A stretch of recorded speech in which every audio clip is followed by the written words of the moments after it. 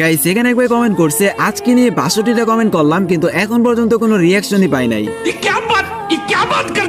Guys এখানে আর কি বলবো, ভাইটা বলে আজকে নিয়ে 62টা কমেন্ট করে ফেলছে কিন্তু এখন পর্যন্ত বলে কোনো রিপ্লাই পাই নাই।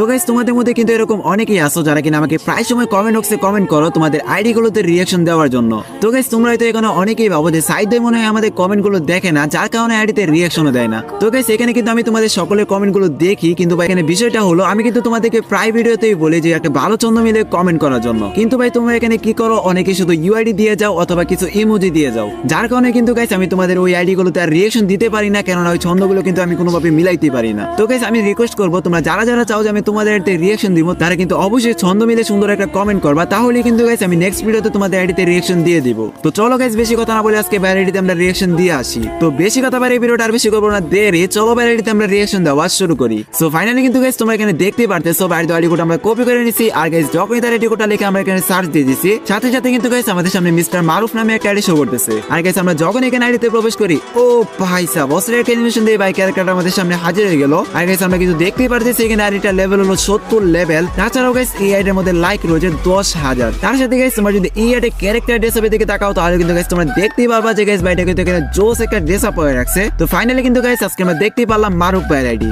যে আইডিতে রিঅ্যাকশন দেওয়ার জন্য কিনা ভাইটা এখানে কমেন্ট করছিল।